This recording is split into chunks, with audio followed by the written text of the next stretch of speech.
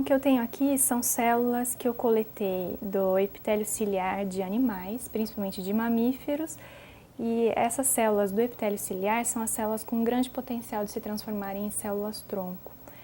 E como eu trabalho com mamíferos, então chega próximo do que a gente espera do humano. A ideia principal é achar os mecanismos que ativem e os mecanismos que inibem para a gente entender o contexto natural dessas células para saber por que elas não conseguem regenerar um tecido evoluído como, por exemplo, do mamífero, né? Diferente dos peixes. Os peixes têm uma alta regeneração. A gente praticamente não tem regeneração natural nenhuma. Então eu peguei estas células do camundongo e coloquei em duas condições de cultura. Uma que a gente chama de condição controle, que é como a célula estaria dentro do animal normal, como um epitélio adulto. E a outra, eu estimulei para elas virarem células-tronco. Então elas perderam algumas características de epitélio e começaram a adquirir características de células-tronco. O que eu tenho aqui então são essas células do epitélio ciliar, numa condição controle, que é uma condição que mimetiza o meio que ela está naturalmente. Isso quer dizer que elas mantêm a característica de célula epitelial.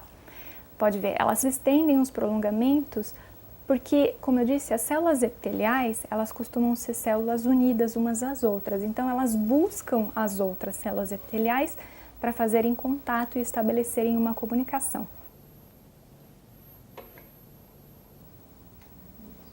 Isso aqui é uma cultura que ficou um tempo, são 7 dias já expostas, essas células estão expostas a fatores de crescimento e dá para perceber que, mesmo assim, no fundo da placa, a gente ainda tem células diferenciadas, que são os epitélios que não deixaram de ser epitélios.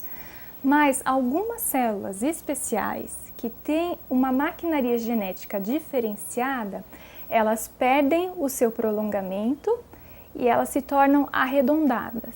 No momento que elas se tornam arredondadas, elas começam a proliferar e elas se dividem e se dividem e se dividem e começam a formar uma estrutura chamada neuroesfera, ou seja, é uma esfera e pela análise gênica a gente sabe que essa célula já começou a adquirir genes específicos de células-tronco e células progenitoras. Então, visualmente, quando a gente vê uma célula arredondada despregando da placa, ou seja, não tem mais os prolongamentos, essa célula é diferente das outras. Essa vai virar uma célula-tronco.